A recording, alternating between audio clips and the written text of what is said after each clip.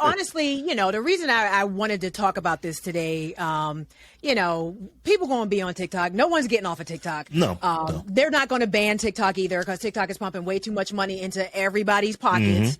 Across the board, politicians, advertisers, whoever. Blah, blah, I blah, just blah, saw blah. that Kobby Lame is getting $90,000 a post. sponsored post. Right. 90 grand a post. But he's still not the highest paid, even though he has the most followers. Not even close. Yeah, not even close. But 90 G's still ain't nothing to shake a stick at. It ain't nothing. I ain't mad at it. However, what I wanted to talk about was creators and what creators need to be doing, because we flock to these platforms. Everybody wants to be a creator or influencer these days. And these platforms are shaky and unstable at best. At any point, TikTok can go away. Because maybe this ban will happen, and maybe the FCC will get their way, and TikTok now is banned in the U.S. and the United States takes steps to, ban you from being able to access it on your phone, whatever the case may be. Instagram could go away tomorrow. Facebook could go away tomorrow. Twitter could go away tomorrow. And now that we do have a legitimate and established creator economy in this country, where this is how people actually make their livings, I wanted to talk about what else you could be doing besides just social media. Because I looked up there, I was reading some other accompanying articles with this. 43.3% of creators do not use anything other than social platforms to push their content. And that's insane. You know what I mean? So I just really wanted us to kind of just throw ideas out there for people who want to be creators, who claim to be creators. And I put myself in this category because I've had to do a major overhaul of my business as a creator, you know what I mean? And what I'm doing and what I'm offering and where I live and where my content lives and how you can get at me and everything else. And I think that's the first thing. And I'll turn it over to you guys after this. But the first thing creators need to do is start thinking of yourself like a business. I don't think enough creators do that, because they're so creative and they can just come up with a dance on the spot and put it out there. You're not really thinking of yourself as a business and thinking about how to scale that business, especially if you one of these 43.3% that's only on social media platforms. So, I would say that was the first thing, but I would be curious to hear, some tips that you guys have about what creators could be doing outside of social media. Right. And so to add on to that, and I don't mean to direct, but at the same time, another thing that creators can think about, because again, I have a 12-year-old and she's trying to get a YouTube page, bugging me for a YouTube page for the past year. Again, now it's all right. Now you're a little bit more responsible. Now you can have the YouTube page. And what I've saw her doing as a creator is not necessary. I wouldn't call it being creative, but what she's doing is she's looking and seeing what everybody else is doing, from the titles, from the content, from the language, from the words, from the music that she's selecting. And it's like she's copying and pasting. And I'm trying to tell her, I'm like, look, if your video or your content looks like everybody else's, what is going to make somebody come to you for the information? So you have to figure out how to do something that makes yourself different. So the point to that is the algorithm. Everybody, the echo chamber is like, you're only seeing one type of content. So as a result, that's what you think is going to make you money. Popular. It's going to make make you this influencer, when all in actuality, you're just repeating the same old things that everybody else is doing. That doesn't make you stand out. So to me saying that is, you have to, my other suggestion, Stephanie, is you have to own your own content. Yeah. So what I talked to my daughter is okay, you have to, one, make yourself stand out.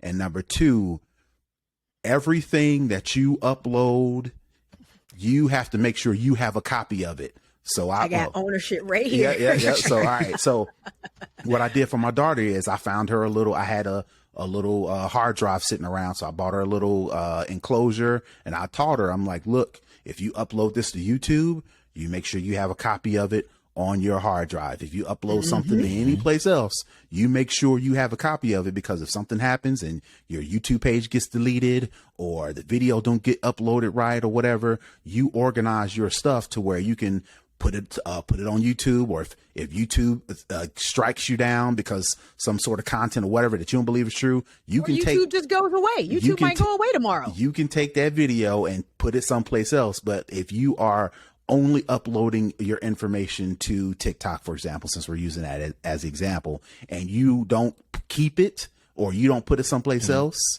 then they own your content. And if they decide to delete it or your account goes away, you've lost all that information. So my suggestion would be to own your content. Amen. Terrance, to your point, I just got a new Samsung T7 SSD for Father's Day. Why? Because my T5 is about 80% full with 42 episodes of the Tech John.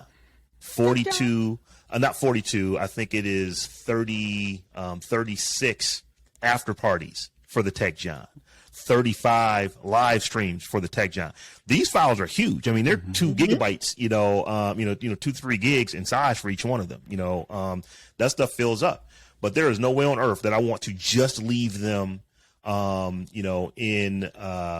Dropbox, because Dropbox could go away. And then what do I have? That, even though I'm paying for a service to have that data there, got to have it in some kind of cold storage somewhere else, just so that just in case something happens, people we can get back to it all the time, right? And then start thinking about other ways to monetize. So here's the one thing that I wanted to say that I think every creator should do more of, and we should even do more of this, here on this show.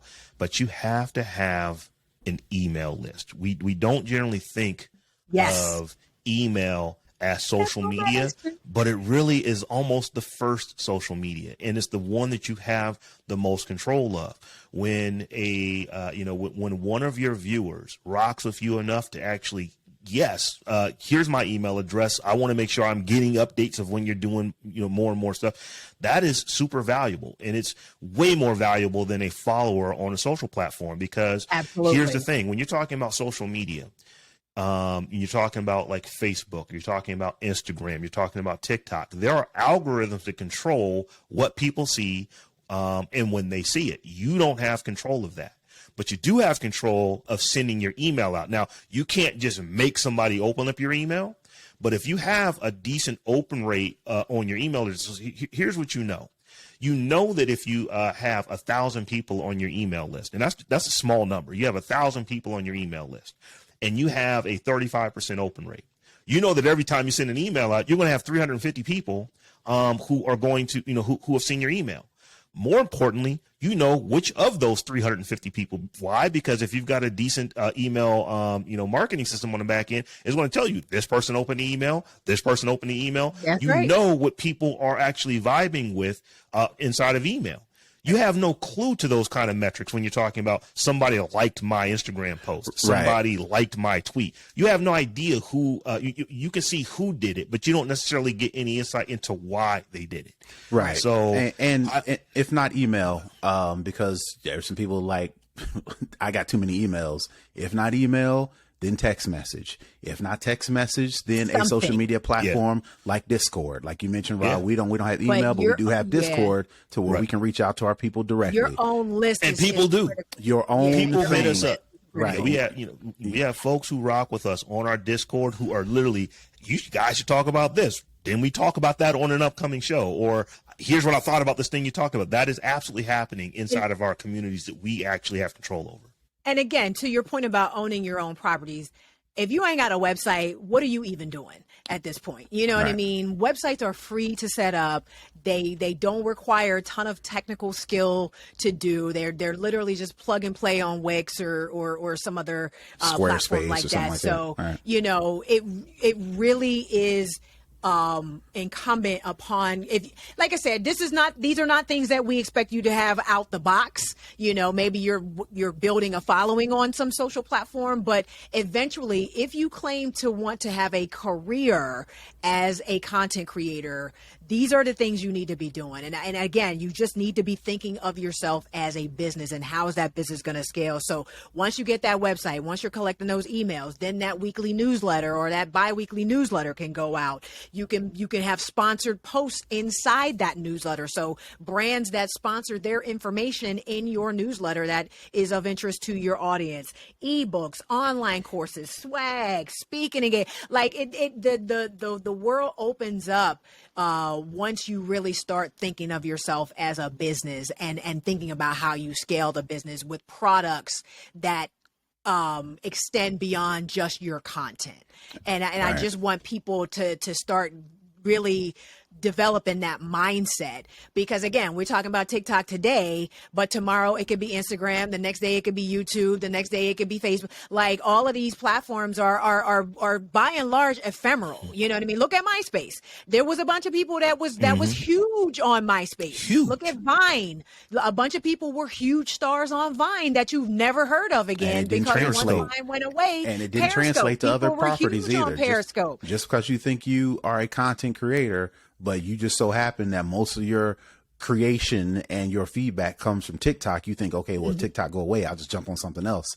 It may not translate. It's not necessarily that easy. Yeah, it's not necessarily that easy. It is not that easy.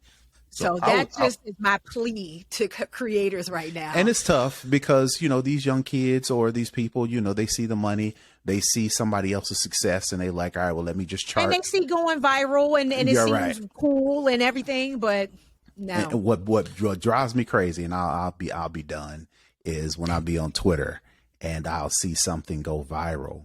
And then now the popular thing is, I don't know if it's now, but maybe it's been for a while, is you go viral and then all of a sudden now you got, you put your SoundCloud in there. Let me promote my whatever. Like, and I didn't think this was going to blow up. right. SoundCloud. Right. Yep.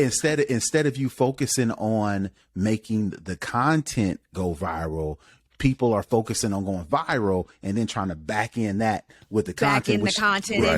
Absolutely. Which goes against my original point, is like, if you're a creator, you have to figure out a way to be creative and just copying trends and following everybody else and find your niche, because doing what everybody else is doing, it may work for one time, it may work for a little bit, but ultimately, can you call yourself a creator sustainable if all you're doing is copying and pasting? It's not sustainable at all as a business.